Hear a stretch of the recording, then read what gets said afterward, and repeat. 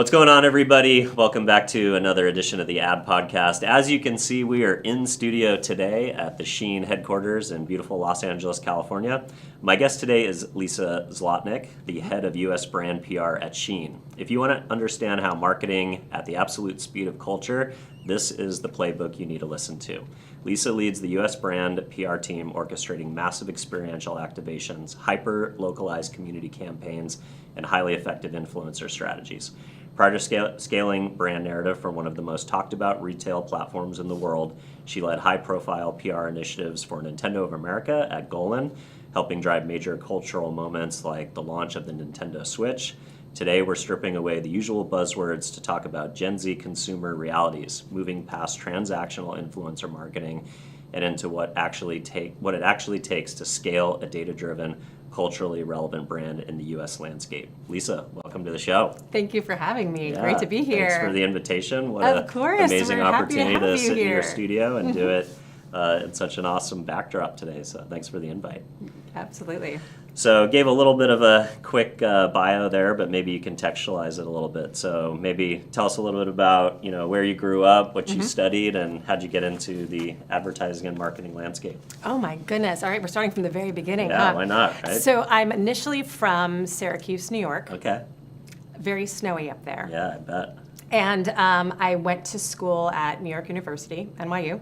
And it's interesting because I always say I'm a storyteller kind of through and through, whether I'm, communications and marketing. And when I went to NYU, of course, they ask you for an essay. Yeah. And because I double majored in both theater and in journalism, I was like, okay, they're asking me for an essay. I'm going to give it to them in the form of a play. That's fun. Which was interesting. Yeah. And then when I first got my PR job and I moved into public relations, years down the line, I ended up submitting my resume as a press release.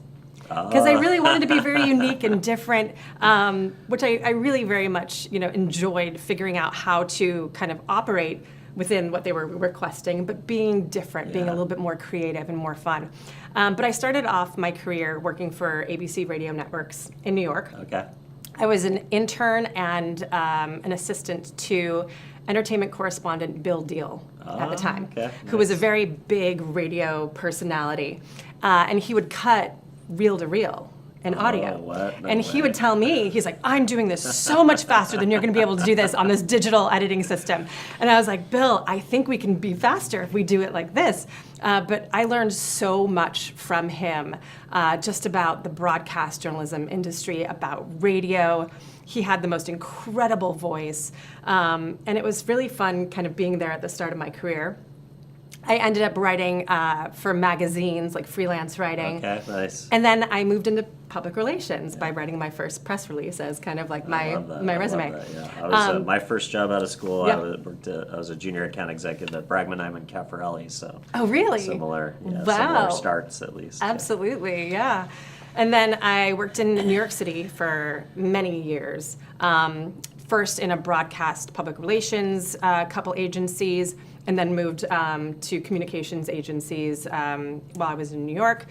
And then about 11 years ago, Nintendo of America was looking for somebody to lead their media relations team at their longstanding PR agency, Golin. Yep. So I moved from New York City out here to Los Angeles. And over the years, I ended up taking over ownership of the entire 25-plus person integrated marketing team. Wow. Everything from corporate communications to product PR to analyst relations, social, influencer, creative, writing, you name it, we did it. Under the sun, yeah. And I started in 2015, and that was kind of in the Wii U days, which is the console after the Wii. Yeah, I remember that one. That was the one that you could do games with motion and stuff like that, right? But The tennis Wii, games the Wii, and- yes. Yeah. And then the Wii U was after that. And it was a time that was very transformative for the brand. It was a very transformative time for Nintendo. This was 2 years before the launch of Nintendo Switch. So a lot of the brand storytelling of how we were going to come across from a consumer perspective is really important for us to position ourselves. That way when we launched Nintendo Switch, the world was kind of ready for us. And we always said, we were not going to compete for speeds and feeds like other competitors perhaps in this space, we were competing for people's time. We wanted people to spend time with the Dwell brand. time, engagement. Yes, Yep. absolutely. Yeah, Nintendo's such an iconic brand. It's like I feel like people in the gaming space with Nintendo have more of that nostalgia relationship with it. It's usually that first platform that they ever gamed on, and the characters are so. It's like the Disney of video games, right? Yeah, and I think that's what was so exciting when we launched Nintendo Switch. And we launched it in this big way. I ended up working with the producers at the Tonight Show with Jimmy Fallon, because Jimmy is such a fan of Nintendo. Oh, wow. And we had the president and COO, the then president and COO of Nintendo of America. His name was Reggie Fils-Aimé, probably one of the most brilliant marketers I've ever met in my entire life. He was on the show with Shigeru Miyamoto, the creator of Mario, playing Nintendo Switch for the very first time on air. That was one of those cool. pinch me moments in my career that I was there for that moment. And it was very funny because I was very pregnant at the time. So I always say like I gave birth to my son and Nintendo Switch at the same time. awesome. That like spring of 2017 was super busy. And then I was there for about 8.5 years. And I came over to SHEIN about 2.5 years ago now. Amazing. At a transformative time for the brand, of course. Our marketing and communications team here in the US, it's relatively new. I joined, like I said, 2.5 years ago. The team was maybe in place a year or two before that. So this is a company that's gone from 0 to 60 in a very short amount of time. And we're kind of still building the plane as we fly it here. I love it. Yeah. Yeah. Well, thanks for bringing me up to current. Yes, So, this is where I am today. So New York transplants to LA. Either they miss New York or they're never going back. Which camp do you fall into? Well, I own my home here. So you're here for the But I long always go back because Yeah. I am a New Yorker through and through. Nice, I I love love that. where I'm from. I love my family who's still in upstate New York. But it's been really fun being out here for the past 11 years. term. Yeah. Yeah. I love New York, and 4-day increments is kind of what I can take. Awesome. Well, let's talk a little bit about the space of ultra-fast retail.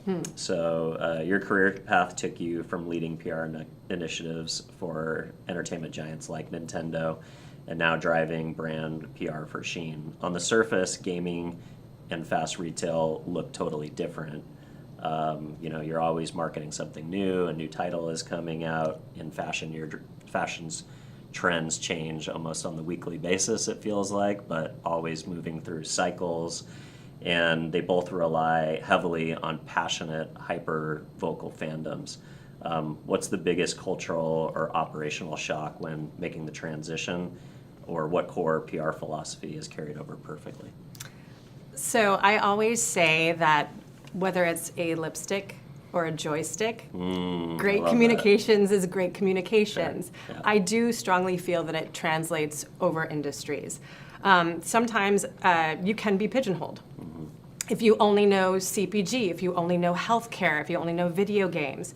I've been blessed in my career to be able to jump different industries and learn those industries while I'm on the job. But the fundamentals of how I communicate and who I am as a storyteller, I think definitely persists throughout whatever it is that I do. Yeah. So there is a fundamental kind of through line to everything, regardless of industry.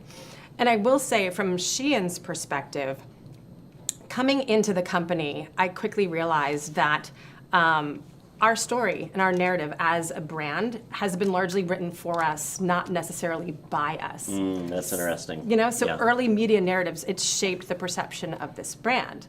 And so it's on myself, my team, to really make sure that people understand like who we are, like what we stand for, and why our business proposition is fundamentally different in the retail landscape and in the space. What do you think some of those early narratives were, that when maybe SHEIN wasn't owning their presence as much and allowing kind of the industry to storytell for them? Were there some headwinds or some narratives that you specifically wanted to kind of break and change, or what was the biggest thing of going from being responsive maybe in your PR strategy to guiding kind of the messaging that you guys wanted to put out there? So I think that honestly, the traditional retail landscape, it works like this, which is a fundamental difference in how we work. So traditional retail, they predict trends 6 to 8 months in advance, right? They produce tens of thousands to hundreds of thousands of items in the hopes that in 6 to 8 months from now, maybe they'll land. people are going to want to go in those stores and buy those items. Yep. So how we operate is fundamentally different. So at any given time on the site or on our app, we can have between 100 to 200 SKUs of a product available. If we see that demand is there for that product, we scale up. We make more. Okay. And if we see that demand is not there, we sell out of that item and we move on. Interesting. So what this is, it's an agile model that minimizes overproduction and it allows us to move at the pace of culture, which is different than the way the industry has been working prior to us joining. And I think if some of that education was out there a little bit earlier and shaped, perhaps that proposition would have been understood. More of a technology narrative, kind of understanding data, the responsiveness of online retail. And how our customers are driving the trends. We're not driving it for them. They're the ones in the driver's seat basically saying, I like this trend or I like this and this is how I want to shop. And that is something that I think is uniquely SHEIN. Yeah, that's very cool. You guys have also branched into other categories like toys and, we talked a little bit off screen. Both of my daughters are 10 and 12. They love SHEIN. And, one of the things that they buy a lot on SHEIN is, squishies, which is like a huge trend right now with kids and their demographic. They love these squishies. And, it's not uncommon for me to find myself at some dollar store type retailer at 8 o'clock on the morning on a Saturday, waiting for them to open up to release the newest, squishy, which is like absolutely wild, but I'm there for it. But when did you guys decide to kind of branch into some of these other trend-driven product categories that could supplement or drive user acquisition or help, engage brand love for the consumer that you're going after, which I'm guessing is kind of that Gen Z, millennial, even Gen Alpha shopper. So we did expand into a marketplace, and that's kind of what you're referring to as well. So we do sell other items on our site from different third-party sellers as any other marketplace would. And I think what that has done for us is given us the ability to give our consumers more optionality, more options for being able to shop with us. And that's been really exciting for us to expand into as well. I love it. Yeah.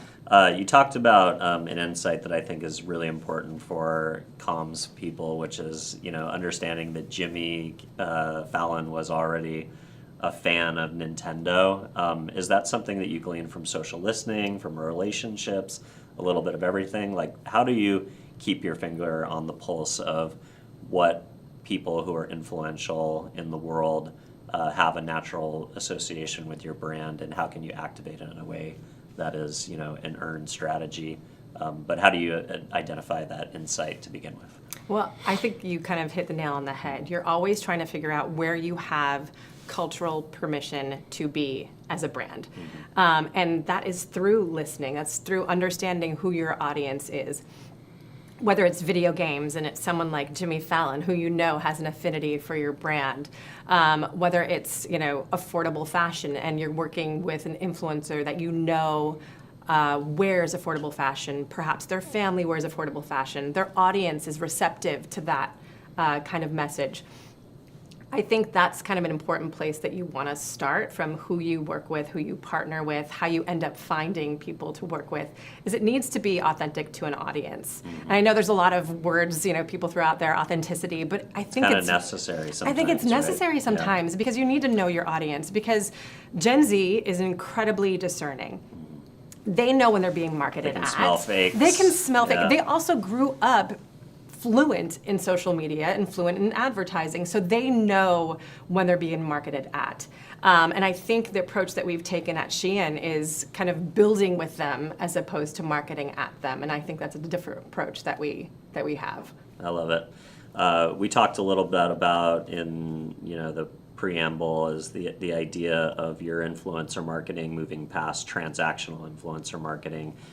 Really understanding data, culturally relevant insights. How do you guys approach influencer marketing in a way that you think might be different than how the traditional fashion landscape works with influencers, and how does it support this, this scalable, trend-driven model in a way that's maybe different than what others are doing? I think that there is a place for your traditional influencer partnership, right? You find somebody with reach, you pay them to post something about you, yay, everyone's happy. But that model is kind of reaching a point where it's not feeling like it's connecting as much. So I always say we're kind of moving into like the next phase of influencer marketing, and that's essentially building together with somebody. And I think the best version of that we have, that we're doing, is our work with Normani. So Normani has a fashion label in collection with SHEIN. It's a year-long partnership, and we have multiple drops planned throughout the year. And it really is something that's built with her in mind. It's a business within our business. That's awesome. She's essentially bringing the chair, pulling it up to the table, and she's helping us define like what the product is, why the product matters, and why people should buy it. Not only her fans, but then our customers. So she's very heavily involved in the curation of the products, what almost she like wants. A designer in Absolutely. some ways in that, yeah. So And it's also like how she is and what she embodies, everything from, accessibility, inclusivity, like those are who she is. Yeah. And those are also the values that we have at the company as well. So we wanted to make sure that when we were working on a partnership like this, that was for the long term, that it was with the right partner that felt very genuine to what we were trying to do and what she wanted to do as well. I love it. And you guys' core beliefs are super aligned, but it's not just a post for exposure. It's really down to the level of products, and she probably feels ownership of that campaign in a way that's different than just if a brand were to hire her to do some social media posts or something like that. Absolutely. I think when we start to bring our influencers into the business more, it gives them a seat at the table, it gives them a stake. And I think that's a very important place for them to be so that they feel an ownership of the work as opposed to somebody that's just amplifying the work. I love it. All right, let's talk about insights before ideas, because your philosophy really keys in on not only your supply chain and how you guys forecast for demand, how you scale inventory. I imagine it also gives you a lot of insights into what to do next before there's even trends or signals to monitor. So you previously mentioned that you despise what you call finger in the wind marketing. Like a senior executive making $1 million decision just because their teenager happens to like a particular celebrity or a trend. For the day-to-day running brand and the PR team, how do you operationally ensure that data and consumer insights dictate an idea rather than the other way around? I do. I am a firm believer of insight before it. Intuition does have a place, right? Yep. And you can't knock that. Some people have had the most brilliant ideas based off intuition. You can get data overload sometimes too, Absolutely, right? and it's like too much noise, and you're like, what does any of this mean? But for us, I think genuinely understanding our customer is so very important to the work that we do. And it's really incredible. We have an incredibly active fan base on our app. And we like to survey them. We like to ask them not only to understand what they're buying on our site, but the why behind it. What is the reasoning for that particular purchase? So we like to survey our customer base. We can get between 20 to 30,000 respondents. Wow. In one weekend when we issue a survey. That's a lot of first-party data. It's a lot of wonderful data and insights for us to glean to understand our customer. So I can give you one example of this. Yep. So we did this for festival season. We wanted to understand how our SHEIN customer was buying for festival season. SHEIN tends to be synonymous with music festival fashion. And we have historically been at different music festivals in the past doing activations. But we've noticed that there's a lot of people doing activations. There is a lot of competition, a lot of noise. For a share of voice. Yeah. Absolutely. So we wanted to look at it a little bit differently this year. So we surveyed our customer to understand how they were buying for music festival season. And we learned that almost 70% of them were buying at least 3 to 4 weeks in advance of the music festivals. Interesting. They were even buying like 2 to 3 months in advance. And it was interesting when we delved in further to look at those insights, they wanted to buy 2 to 3 outfits per day at those music festivals. And when we looked even deeper, costume changes almost. Completely, Wow. and we found out how much they wanted to spend. So when we were talking about apparel, whether it be tops, shorts, they didn't want to spend any more than $25 an item. Because they wanted versatility. Yeah. For sunglasses, hats, accessories, no more than $10 an item. So we learned kind of how our shopper was preparing for music festival season, and we kind of met them where they were at. So we created an entire brand campaign called SHEIN Festival House, where we essentially got a retail space in Melrose, here in Los Angeles, that we opened it up as a gifting suite. And was it a pop-up? It was a pop-up. Okay, yeah. So it was a gifting suite first for influencers, media, celebrities, VIPs. So cool. And then we transformed that space to a 4-day retail pop-up where we invited customers in to kind of shop that VIP experience all before going to the music festivals. So cool. That's So a lot of seating ahead of time. Yeah, it's a lot of seating ahead of time. So we basically got in there before Coachella, weekend 1, weekend 2, Stagecoach, and we saw that we had multiple drum beats of coverage at the festival house and then throughout the festivals that came after that. So for us, we thought that was a different strategy we wanted to try this year. And it was based off of the insights from our customer base telling us how they were shopping and preparing and buying for music festival season. I love it. And then imagine all of that demand you would have missed, not understanding that consumer isn't buying things a week ahead of time. They're buying well in advance. Absolutely. And for us, from an integrated marketing perspective, it was everything from PR, our influencer team, our celebrity team, our content team. We did a lot of content there. A lot of social came out of that. So it was great for us to kind of all come to the table and figure out how we wanted this moment to be amplified across all of our different channels and to have all the different disciplines activating at the same time, which is another thing that I think when I talk to different brand leaders at different companies, different organizations, it's hard for them to break down silos sometimes. Imagine, social team is Social talking team. to the experiential team, Exactly. and the content team, and the paid team. Yes, and sometimes I've heard when I speak to different leaders that like social is brought in at the very last minute, and they're executing on something that they were like, well, if I just had a seat at the table from the very start, I might have done something a little bit differently. Designed it a little bit different for social. It might have been social first versus now social last. So I think that's something that I try to do very much with our teams here is bring everybody to the table from the inception of an idea or the insight. So that way when we're all building something together that everybody feels like they're able to amplify in the best way possible. Love it.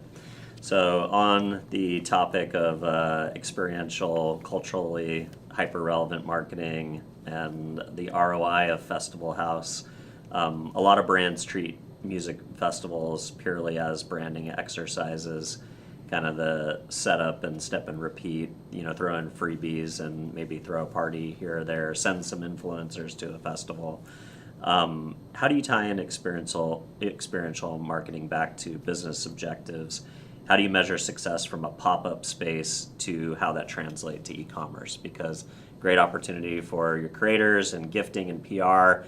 This is all happening in a physical retail space in downtown or in LA somewhere. Mm-hmm. But how does that translate to e-commerce and all the people who are buying around the country to go to a festival that's in New York or in their backyard? How does that inspire the larger e-com play?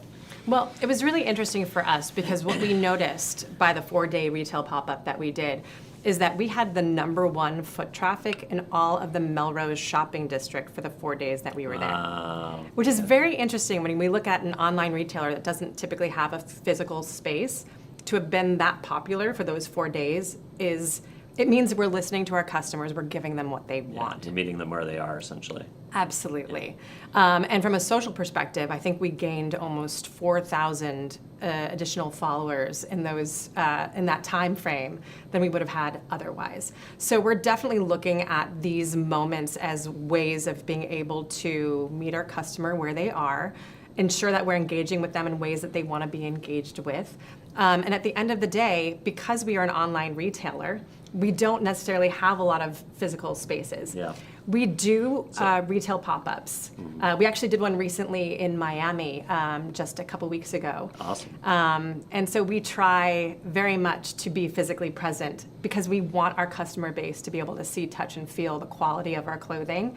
That's really important because when you're shopping online, you can't quite feel the tangible, Totally. right? Yeah, you can see it, and then that's, sometimes criticism of online shopping is like, oh, I buy a bunch of things and then I return half of it. But being able to have that physical touch point, and like you said, it's a community center too, like, right? Like when you're driving all these people to, one place at the same time, it gives them an opportunity to experience your brand in person.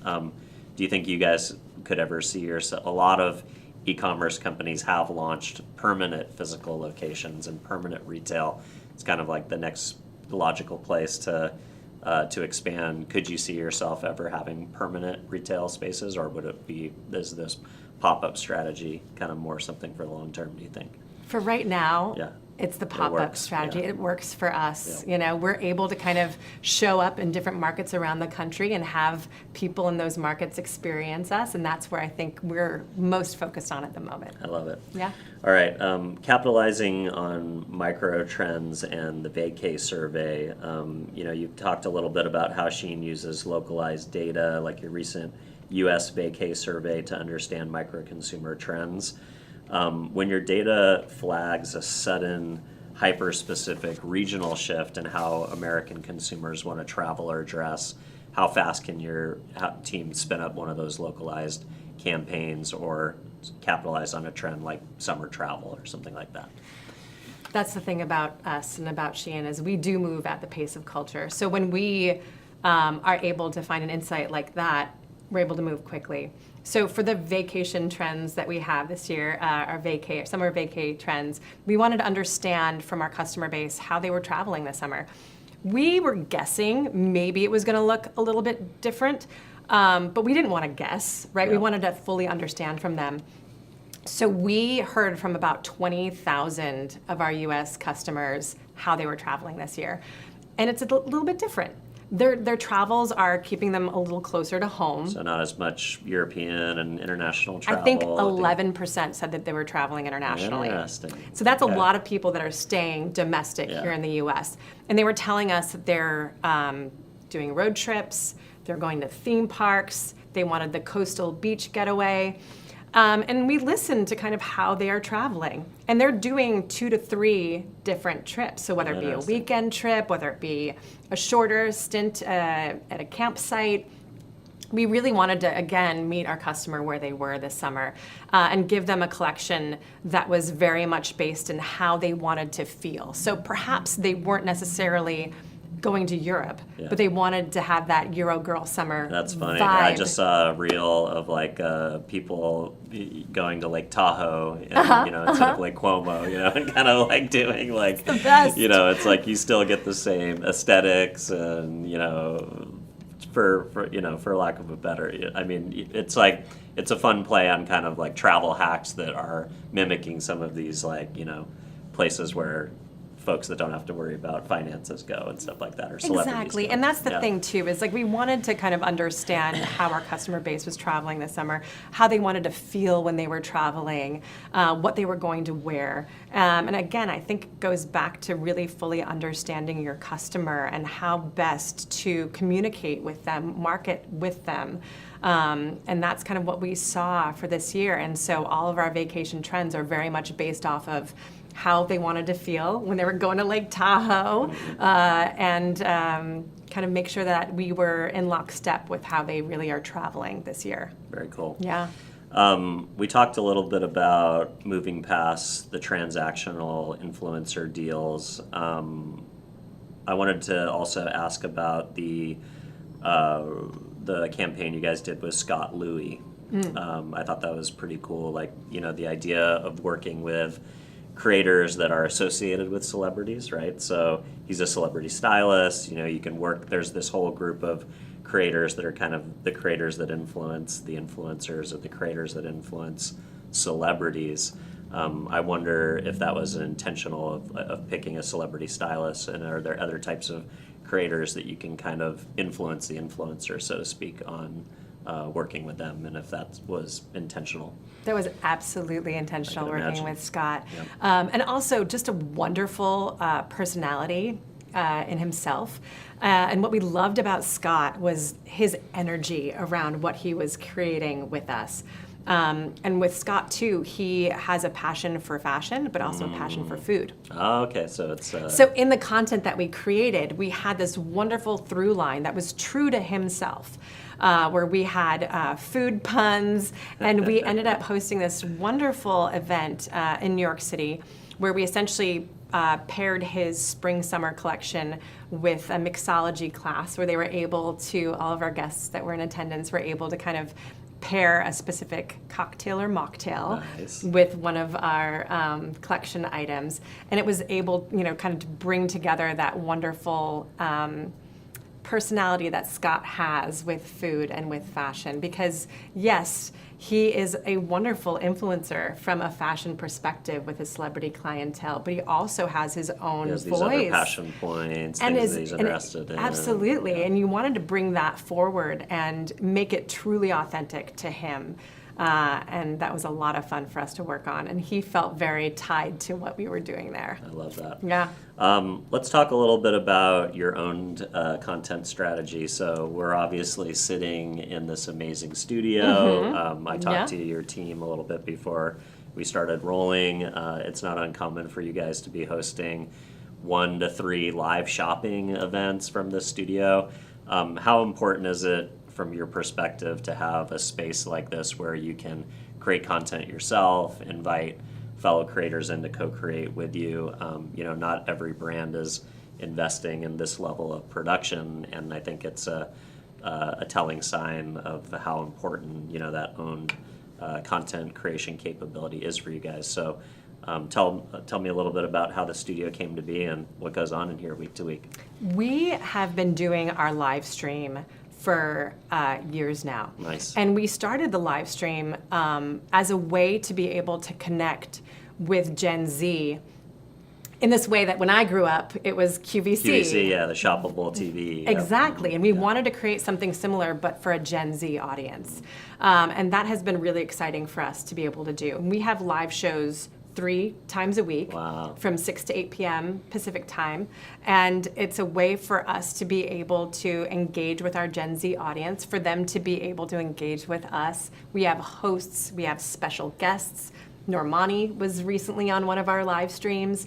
And it's a way for us to be able to say, we've got really wonderful items for people to be able to purchase, perhaps for a limited time. So that kind of drop moments as well. Drop moments, absolutely. Moments for them to engage with us. It is a customer engagement tool for sure, but we also are selling on there as well. So we want to make sure that it's both engaging and also at the same time works for us in many different ways. And it's a great, fun space that we love using for things like this, but then also for our live stream. So cool, yeah. And the live shopping or social commerce was really a trend that came in from China and the East originally. Creators or the creator economy, management agent class, kind of maybe put their hands up a little bit in the early days saying, oh, this isn't going to work in the West.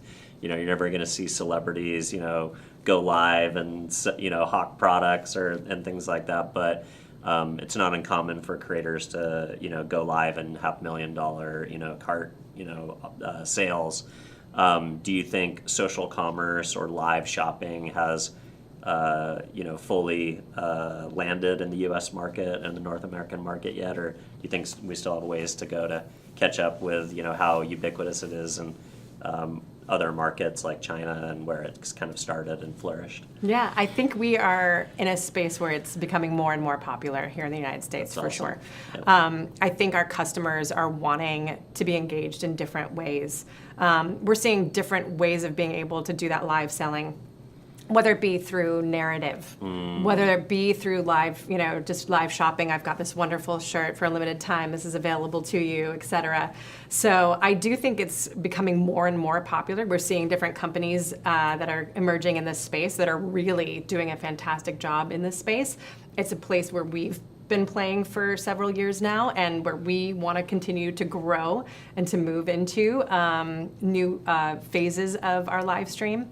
But yeah, I do feel like it's a moment where customers are wanting to engage more and do live shopping, native shopping. It's happening faster than we can think. I love it. Yeah. Let's talk a little bit about the SHEIN Campus Ambassador Program and turning students into storytellers. College students, even high school students, Gen Alpha, Gen Z, notoriously hard group of consumers to get attention from. But you have created a way to turn everyday students into localized brand sets. How do you structure a corporate ambassador program so a 20-year-old student feels empowered to authentically storytell and be a great representative of SHEIN on their campus? What do you do to tap into those communities? So we started the Campus Ambassador Program in 2021. Nice. With one clear goal in mind, and that was to create a community-led network to help us understand and best serve the next generation of SHEIN shopper in real spaces, on real college campuses. We noticed very quickly that our campus ambassadors, they have a passion for fashion and they have a passion for SHEIN. And it's a great way for us to create that community in those spaces. We love our campus ambassadors. We recently, a couple weeks ago, had our campus ambassador retreat in Miami, where we essentially flew over 100 of our top campus ambassadors to Miami to have that in real life moments with each other to support the work that each one of them are doing on their college campuses. We have a gala where it all kind of culminates into like an awards ceremony for our top campus ambassadors. It gives them a chance to create community among themselves, which is wonderful. This year, we do a lot of listening to our campus ambassadors. We want to understand what's working in the program, what they want to see more of, how we can do better next time. And they were like, we want to do a runway show the next time we're at our campus retreat. And we're like, tell us more. And we were able to do our first ever runway fashion show in Miami with our campus ambassadors. And we're actually currently turning that into a fun reality series that will go live on our socials within the next few weeks or so.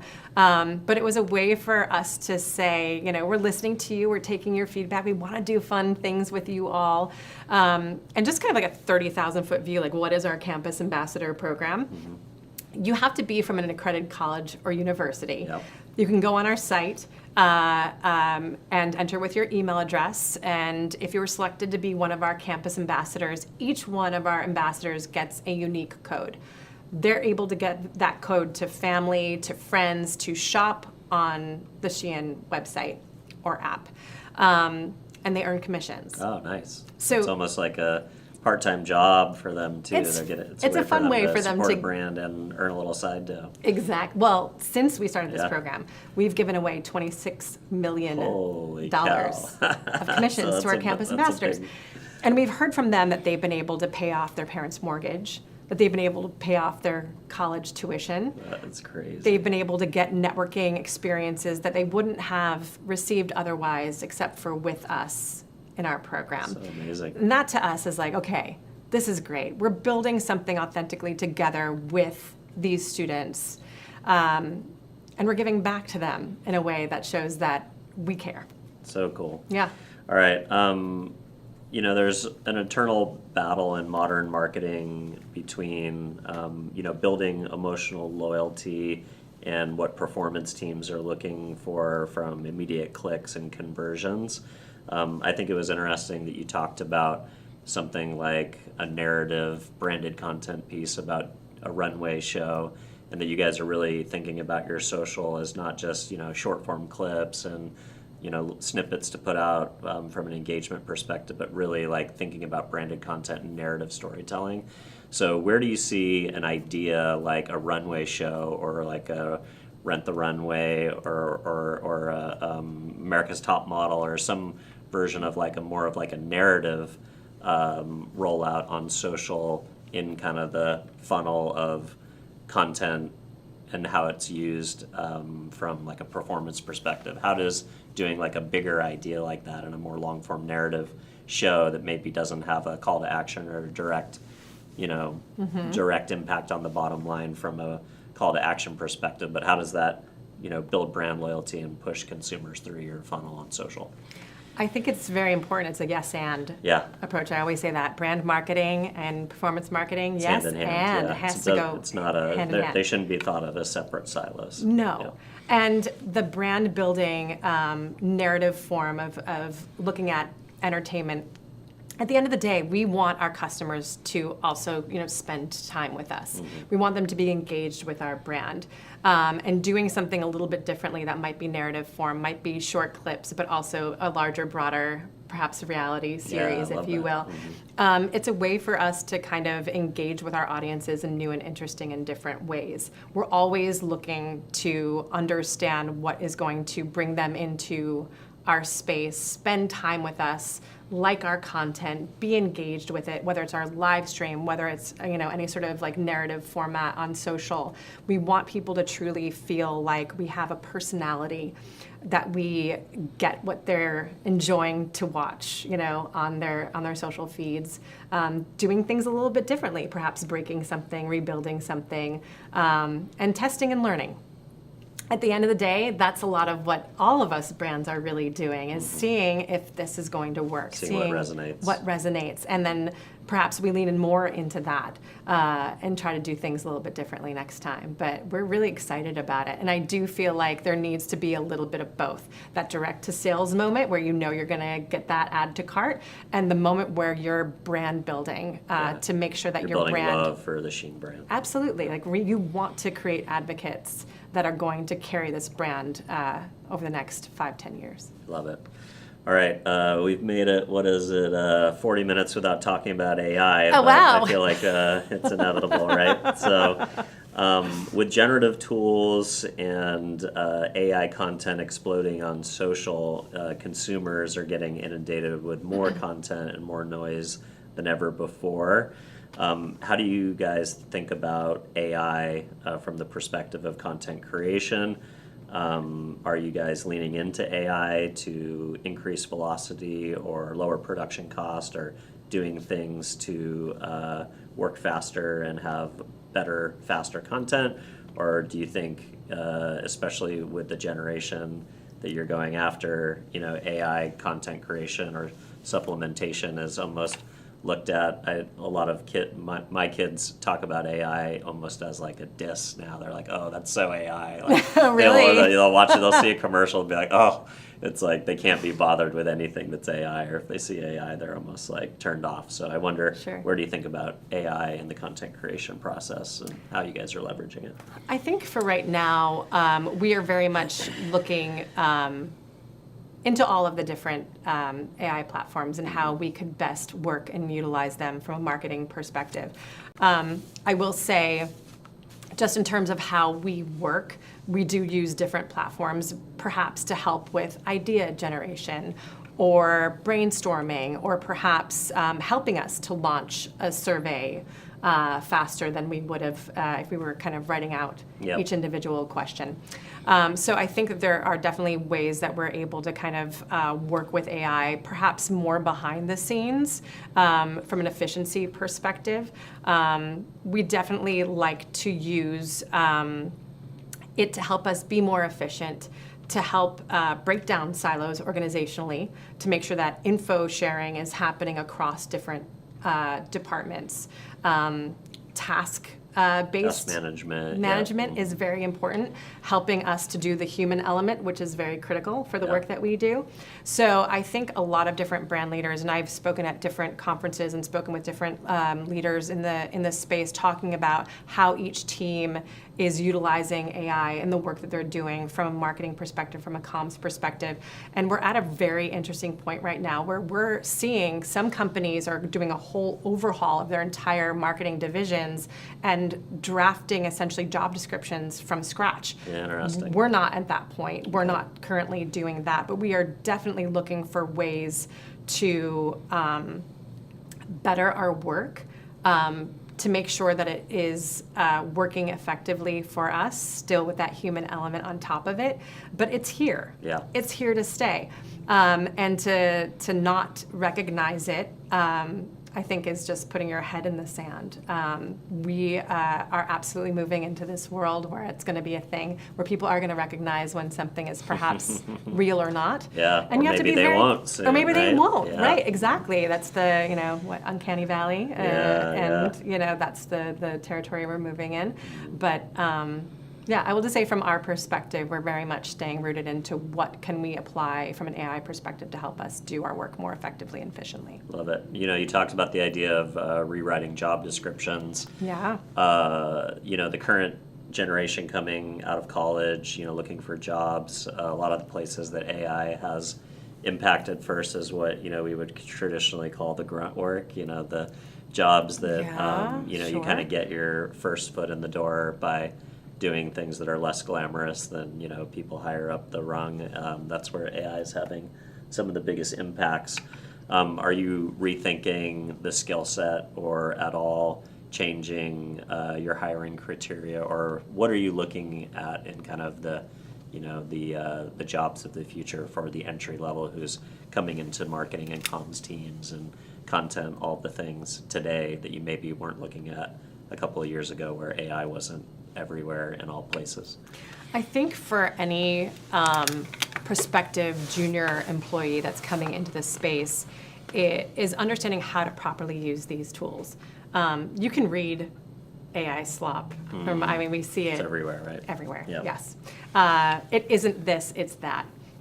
No longer is it this. Like you can tell when something is written by AI versus written by a human. Yeah. So I would just tell any person entering into the working world these days is to be genuine to yourself. Write it from scratch, even if you feel perhaps it's not your best work. That authenticity, I think, is going to go a really long way. But understanding that they can be proficient with the tools and understand how and when to use them, I think, is very important for them. So it kind of is a bit of both, right? Making sure that you understand how to properly write, how to properly storytell. We want our kids to be reading more books. Like even I have a 9-year-old son. And I love when he pulls out a book and he's reading it as opposed to being on his iPad, right? Yeah. I want him to feel that tangible. And we're seeing a lot of kind of college level or even, younger than that, Yeah, Gen Alpha. reaching back to the tangibles. Totally. They yeah, want the books, My kids right? just went to the library, signed up for the summer reading program. Yep. They are on an app tracking their reading every single day, but my daughter, when we were driving up here, was reading a book instead of, scrolling on social media.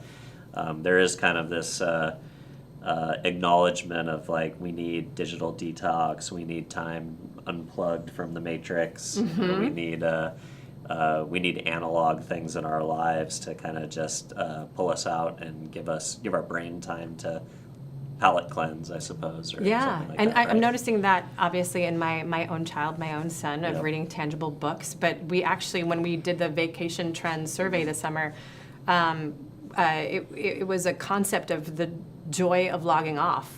JOLO, where essentially they were going to go on these that. trips and basically be off their phones Yeah. and experience the world and So go to cool. like a cooking class or doing some sort of activity that doesn't have them in front of their phones. So I think perhaps we're going to see a little bit of a cultural shift into having more in-person experiences. We're seeing it even in the business world, from like conferences, intimate dinners. You want to have that human connection, that tangible connection. Yeah, as your inbox and your LinkedIn gets overloaded with AI content, it's like the human connection. And, it's like, who are you really when right. you're speaking to me? Like, are your ideas still the same as from what I see on this particular platform? And I think what's interesting too is maybe the promise of AI is to free up, your calendar with what used to be considered, repeatable tasks that AI can help automate, which gives you the opportunity to go and, go to that conference or do that networking event or spend time with colleagues on a coffee walk or something like that, where maybe in the past you're like, oh, I'm just so busy, I can't be bothered with these human tasks because you're just stuck. That's the whole thing of task-based AI, freeing you up to be able to do the work that only experience can really give you that context that you need. And I think you're seeing that in those real spaces and those real moments with those tangible items kind of bouncing back. Love it. Yeah. So, we hear a lot of abstract theories at events on how to win the Gen Z consumer. Gen Z also got a really bad rap. You had the avocado toast, thing of like that, forget who it was, some finance guy saying like Gen Z will never own a home because they buy $20 avocado toast. And it's funny, like when I actually sit down and talk to Gen Z, there's definitely like a lot of PR out there about, Gen Z is a renter generation. They're never going to own a home. They don't own a car. But when I actually talk to a lot of younger consumers, like they actually sometimes wear those as, badges of honor. They're like, I don't own a house because I invested my money in this algorithm and I'm making money over here. Why would I rent a car when I can take Uber everywhere and be efficient in the back of the car and get work done and not have to think about driving and parking and putting it in a garage? So there are a lot of tropes, and I think that things that Gen Z gets kind of hammered with that are misconceptions about, labels that are put on them, for political gain or whatever, this or that, but they actually, care about a lot of things, and actually there are traits of Gen Z that are things that they actually own and care about. What do you think is the biggest misconception that the advertising industry still has about what Gen Z actually cares about? I think perhaps not even a misconception, but I think that perhaps some brands market at Gen Z. Okay, yeah. Because they're kind of the key demo right now, right? Right. Yeah. But fully understanding them and understanding, at least from our perspective, their shopping behavior, habits, how they plan, how they intentionally buy. Our customers want to know that something that they buy is going to last beyond the moment. And for them, they're looking to real people, not necessarily polished brand campaigns for that answer. So for us, we look at that and we say, okay, we need to do more UGC, more iPhone, more real. And I think understanding how Gen Z wants to be spoken with, is very important for brands to be able to fully connect with them. I think we have a great rapport with our Gen Z audience because we are constantly growing, we're constantly listening, and we're making sure that everything that we do from a marketing perspective is truly in alignment with how they shop and why they shop. And I don't necessarily think it's a misconception as much as it is more of just really, truly understanding your customer base. And don't treat them like a monolith. And if it is Gen Z, then truly get into that culture and understand how they shop and how they buy and make their purchasing decisions versus guessing. Guessing can get very expensive. That's my insights before ideas kind of concept coming back again. Totally. Because it does get expensive when you're trying to figure things out but not necessarily know exactly who your audience is. Then from there, I think you can build out and expand your audiences. But if your audience is truly that Gen Z audience, make sure that, from a brand perspective, you're speaking to them appropriately. You're aligning. Yeah, you're aligning.